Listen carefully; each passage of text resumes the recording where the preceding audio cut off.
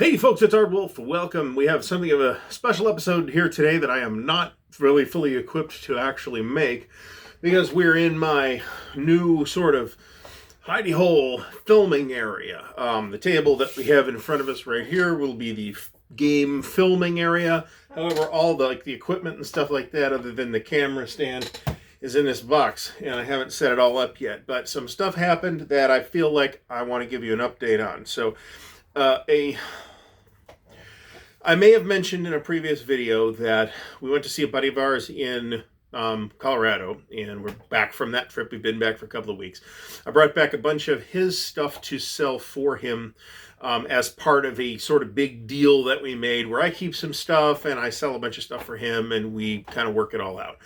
One of the things that I get to keep that I just got in the mail is Case Blue. A hilarious episode happened where I'm like going through his games because I need to kind of make sure that everything's there.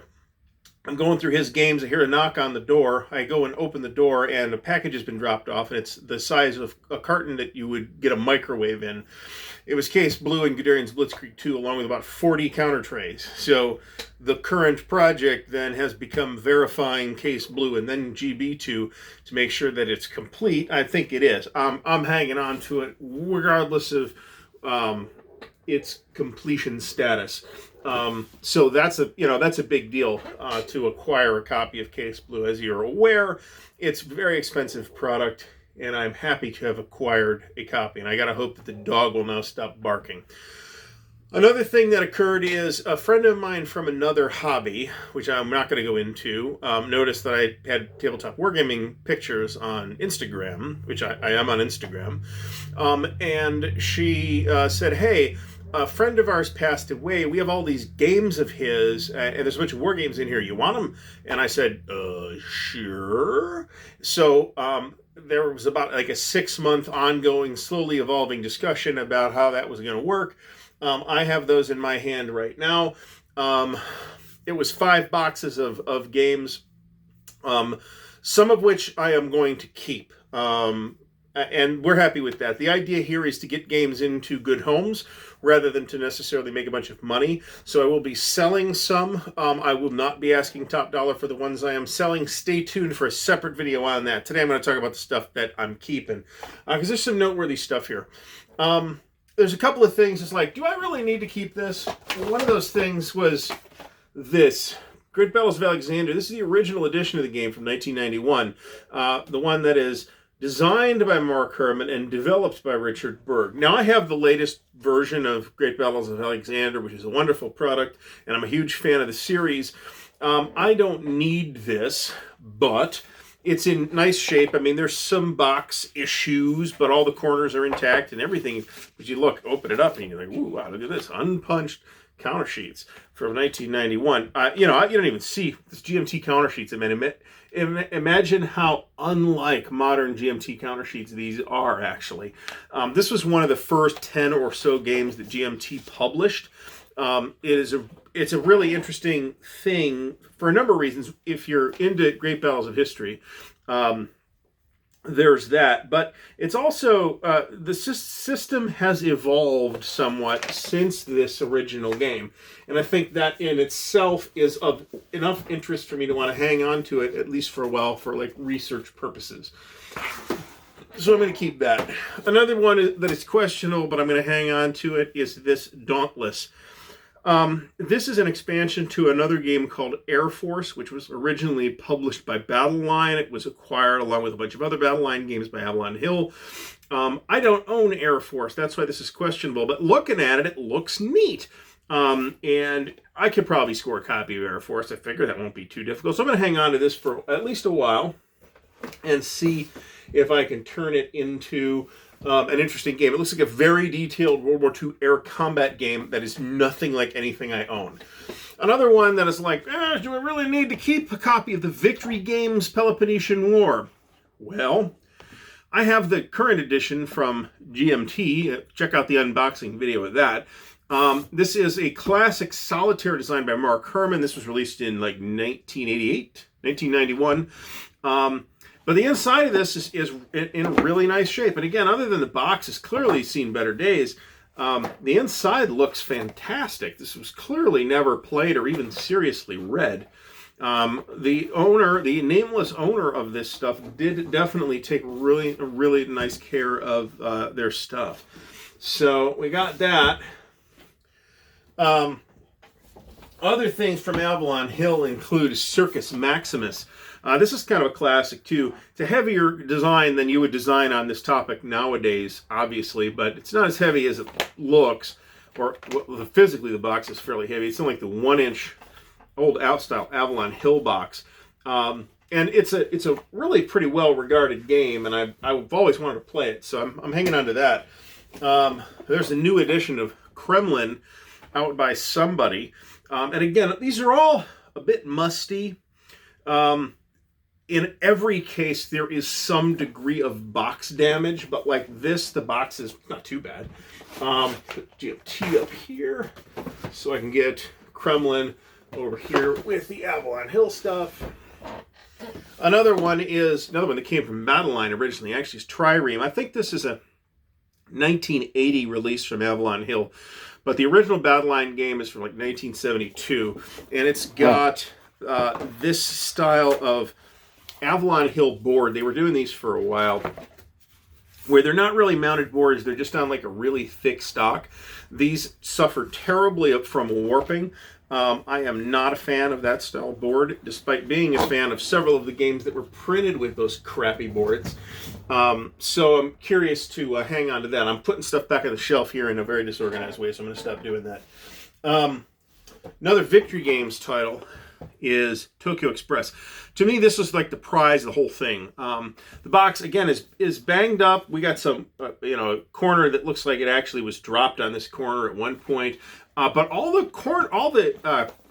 corners are intact, like all the box corners themselves. We got some significant wear here, and then when we look inside this thing, it's like, holy cow! Beautiful unpunched counters, and this is a sort of legendary game design.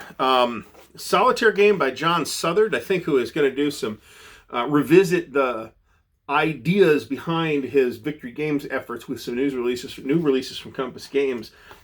We got rule books in here, beautiful rule books. Now, not everything is in fabulous shape, don't get me wrong. When I get to some of the stuff, you'll see what I'm talking about. And I think there's actually some counter damage on this one, where it got one of the sheets got torn. Actually, it looks fine. Maybe that was a different one.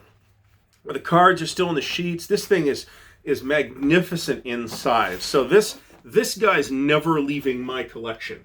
I can guarantee that. An interesting one that popped up is like, do I really want to keep this? I don't own anything from 3W, and it's been some years since I have owned anything from 3W, but this is on a really interesting topic, the Chinese Civil War from 1946 to 1949. There's not a lot of games on this topic. This is one counter sheet. It's like a 16-page rule book. It's a map that is not going to win any beauty pageants, but it's an interesting topic, and actually really pretty nice box cover, I think. And again, it's in... box has seen better days, but it's not wrecked, and I'm happy to add that to my collection too, at least for the time being. Unfortunately, the very worst condition of any game in this entire thing is this one, War of the Ring. This is a really legendary design from SPI. This was released around 1979 or 1980. As you can see, it's got the box art from the Ralph Bakshi movie. Game designed by Howie Barish and Richard Berg. Graphics by Redmond Simonson. This is punched, unlike almost all the rest of this stuff. This is punched. The cards are kind of loose in the box, and some of them have little bits of fossilized rubber bands stuck to them. But it's so well taken care of that I suspect that everything's here. And the maps are definitely here. The box is toast. I mean, there's a blown corner, blown side, another blown side. Somebody put some tape on the box cover. Why any imbecile does that, I have no idea. Somebody appears to have stabbed the box with a pointed implement. I am not sure why anyone would do that type of particular crime, but whatever. It's a game I owned at one point, never punched it, never played it. Got rid of it and have regretted getting rid of it for about 20 years. So until I find a better condition copy for a price I would like to pay, that thing is not going anywhere. Victory game, not Victory Games, we've covered Victory Games already. Spitzer, SPI This just about doubles the quantity of Spitzer titles in my library. I'm not sure that's quite true, because I have a couple of magazine ones too. Battle Over Britain. This is a John Butterfield design. And when I took this out of the box, I'm like, I've never really seen this thing. The insides of it. Is this like the same thing as RAF? And it is not. It is a hex and counter air combat game that happens to take place during the Battle of Britain, as far as I can tell. So it's quite different from RAF, which is a sort of a solitaire game. At this point, it's a little more than a solitaire game. But this looks interesting enough, and John Butterfield is an interesting enough designer that I'm definitely going to hang out of this for a while and at least give it a look through. Wellington's Victory. This is another Spitzer title. This is a pretty much straight revision of the SPI version of Wellington's Victory with new graphics, new and inferior to the original graphics. The original Wellington's Victory is not a great looking game, it's better looking than this. I also don't like the Spitzer counters because they have center nibs, and I don't like center nibs on my counters because they suck. But I am going to hang on to this for a while too. It's not impossible that I will end up playing Wellington's Victory someday. And this is pretty much the same version of the game. Now, as I said, there's about twice as much stuff as this that I'm going to get rid of. Stay tuned. There'll be more video on that stuff, including a huge harpoon lot that I don't even know what to make of. One of the things that I knew was going to be in here was some kind of Europa game, except I couldn't tell what it was from the photographs that I had been sent. Well, turns out what we got is Games Research and Designs, For Whom the Bell Tolls. This is the game about... So it's kind of two things in one. One, you can play this as the Spanish Civil War using the Europa system, which is not necessarily the worst thing you could possibly simulate using the Europa system. And it is the Spain and Portugal module for Europa if you end up declaring war playing the whole thing, which I don't think will ever happen because that has never been played. Now, the box here has seen better days. It's not blown anywhere, but it's deeply dished, and it's got price tags on it, and it shows a lot of wear. These boxes, really any kind of flat boxes like this, has tended to wear very poorly, and this one's no exception. But then when I go inside and look at it, it's like, well, holy cow. We've got, and I've given both of these, this and the next one, a once-over, and I think they're complete and unpunched. I was going to get rid of this at first thinking,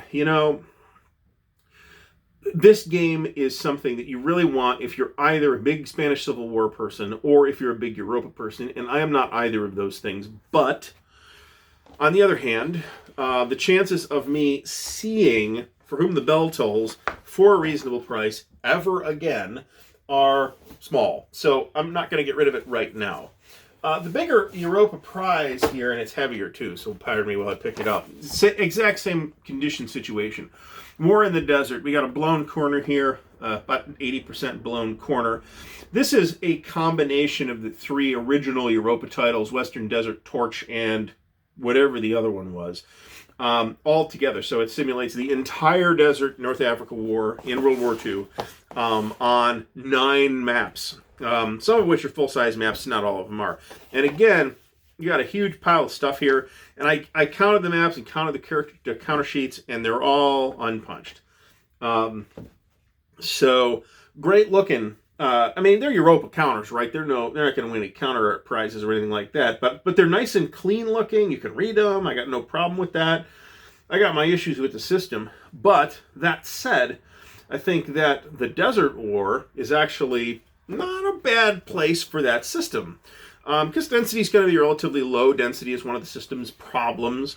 Breaking units down might be more desirable in the desert, so you have more coverage because you have lower density. So I am willing in principle to give War in the Desert a shot. And I don't own... I'm trying to think if this is true, and if I say it, that means it will not be true. I'm not sure I own any other North Africa games at this exact moment.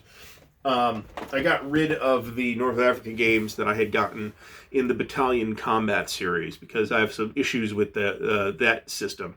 I think that system has a lot going for it and didn't all come together at the end of the day. Anyway, I figured I'd give you an update as to what's going on. Like I said, this is going to be the filming area. We're going to have lights that are going to kind of enclose this space, and this table that we're looking at is actually going to be the filming table, but I got to get a bunch of stuff has to happen, and then these shelves will be storage of the games that I am actually in various stages of doing video projects on. So in principle, at least, we're going to be able to be a lot more organized about all this in the future, but we're honestly weeks away. We got the holidays coming up now, and stuff's got to happen with that. So there's so much happening right now, and I apologize if there's less video coming out than we would like. But stay tuned. There's at least going to be some video sale stuff coming out. I'm almost ready with the stuff for my buddy to sell. That, you know, he's getting the proceeds from that. So that I'm going to want some competitive prices for, but it doesn't have to be top dollar. The stuff from the estate, I want to get to good homes more than I want to make money off of it. So prices are going to vary in the $10 to $30 range. They'll even less. In at least one case, it'll be less than that. Play copies. Again, these are pretty much, even if they're unpunched, they're pretty much play copies. So stay tuned. Thanks for watching. Do subscribe to the channel. Please ask me any questions you would like in the comments below. Like the video if you've enjoyed it. And until next time, happy wargaming.